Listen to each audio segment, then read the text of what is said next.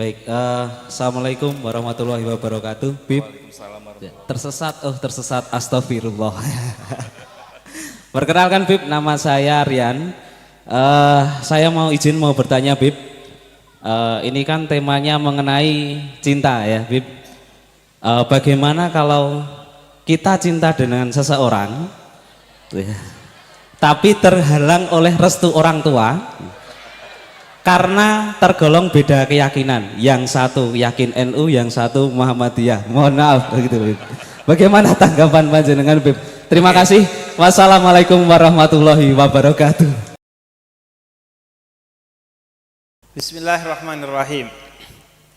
Dalam suratul Hujurat ayat ke-13 Allah katakan, Allah firmankan, Bismillahirrahmanirrahim, ya ayyuhalladzina amanu, ya ayyuhan nas, inna khalaqnakum min dzakarin wa unsa wa ja'alnakum syu'uban wa qabaila lita'arafu. Kita itu diciptakan berbeda-beda. Perbedaan itu diciptakan untuk saling mengenal dengan aturan-aturan yang diperkenankan oleh Allah dan Rasul-Nya. Suratul Hujurat ayat ke-13 ini menariknya, asbabun nuzulnya adalah apa yang ditanyakan tentang pernikahan beda keyakinan. Jadi ada seorang sahabat namanya Abu Hindin. Abu Hindin ini menyukai seorang perempuan dari suku yang berbeda dengan dia. Kemudian orang tua dari perempuan yang berbeda suku ini bersama kaumnya menganggap Abu Hindin ini datang dari suku yang rendahan. Sehingga kemudian orang tua perempuannya tidak mau menerima dan merestui Abu Hindin untuk menjadi suami dari anak perempuannya. Maka kemudian turun ayat ini, suratul Hujurat ayat ke-13, untuk membenahi keadaan ini, bahwa pernikahan itu diperkenankan di tengah perbedaan suku, perbedaan bangsa, perbedaan bahasa, termasuk perbedaan keyakinan NU dan Muhammadiyah. Ada yang perbedaan itu saling mengenal pada batas yang tidak boleh sampai menikahi. Misalnya apa? Kalau beda keyakinan agama. Tapi kalau beda keyakinan ormas, beda keyakinan dalam madhab, misalnya yang satu Syafi'i, yang satu Maliki, itu bukan hanya diperkenankan untuk menikah, tapi bahkan dalam hal-hal tertentu mereka perlu saling menikah satu dengan yang lainnya agar ada kemaslahatan yang didapatkan dari pernikahan tersebut. Karena pernikahan itu bukan hanya karena kesamaan, tapi bisa jadi karena perbedaan. Kalau karena kesamaan, pembelajarannya adalah agar kemudian kita bisa bersama-sama untuk memperbesar kemanfaatan kita. Anaknya Pak RT dinikahkan dengan anaknya Pak RT agar lebih bisa bermanfaat lebih besar, sehingga dua RT ini bisa bekerja sama untuk kemaslahatan masyarakat di dua RT tersebut. Tapi bisa juga atas dasar perbedaan. Agar apa? Agar yang pertama bisa saling belajar satu dengan yang lainnya. Karena tak kenal maka tak sayang tuh.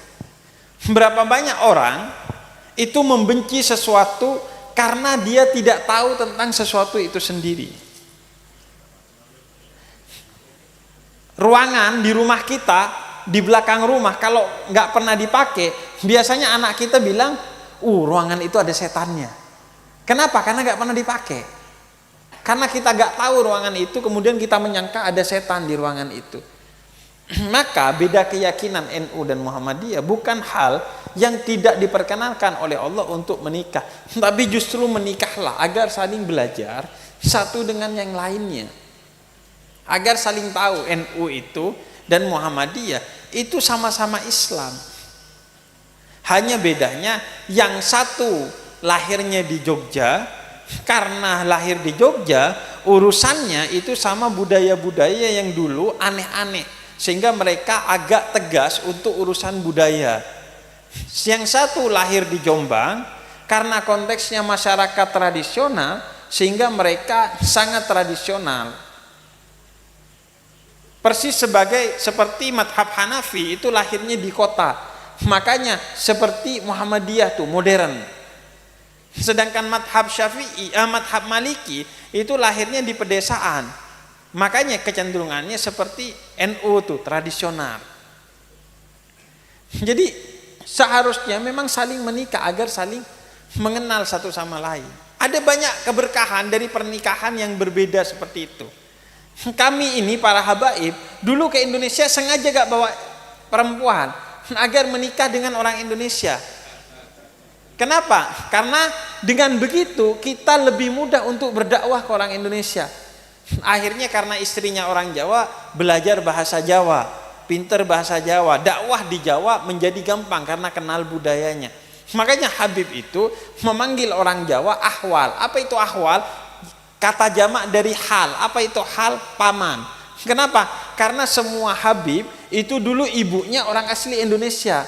Makanya orang Indonesia dipanggilnya paman karena mereka adalah saudaranya ibu kita. Walaupun ibu saya sekarang itu bukan orang Jawa, tapi saya tetap nyebut orang Jawa ahwal sebagai bentuk cinta kasih dan penghormatan kepada orang Jawa, karena mereka dulu yang dinikahi oleh nenek moyang kami para Habib di Indonesia untuk dakwah, untuk banyak hal. Dengan saling berbeda itu bisa saling belajar, bisa saling bekerja sama dan lain sebagainya.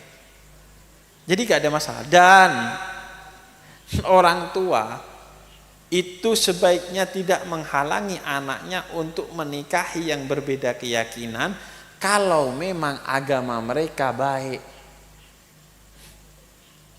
Kalau keduanya agamanya baik, rajin sholat, rajin puasa, mereka bekerja dengan baik, tidak judi, tidak narkoba, tidak mabuk-mabukan, maka orang tua sebaiknya merestui anaknya. Orang tua tidak boleh memaksa anaknya menikahi pilihannya walaupun anaknya gak suka. Seorang anak sebaiknya mengikuti pilihan orang tuanya kalau pilihan orang tuanya itu tidak bertentangan dengan agama. Jadi gak ada masalah seharusnya itu. Mau beda keyakinan, saya kira beda keyakinan agama tuh, kalau agama baru tuh nggak boleh. Tapi kalau Muhammadiyah, tapi kan jadi masalah Bib, karena berbeda keyakinan. Yang namanya pernikahan apapun bisa jadi masalah itu, apapun bisa jadi masalah tuh. Kita pulang malam salah, nggak keluar rumah salah, pulang cepet dicurigain, ada aja. Memang namanya pernikahan. Makanya ayat pernikahan itu selalu mengatakan min anfusikum. Istrimu itu seperti kamu, suamimu itu seperti kamu. Sama-sama ada kekurangan, sama-sama pernah salah, sama-sama bisa khilaf dan lain sebagainya. Makanya terima dengan lapang dada untuk saling mengerti. Biasa suami istri ada perbedaan, walaupun nggak ada perbedaan keyakinan soal ormasnya, tetap aja pasti ada kerikil yang menguji kehidupan mereka.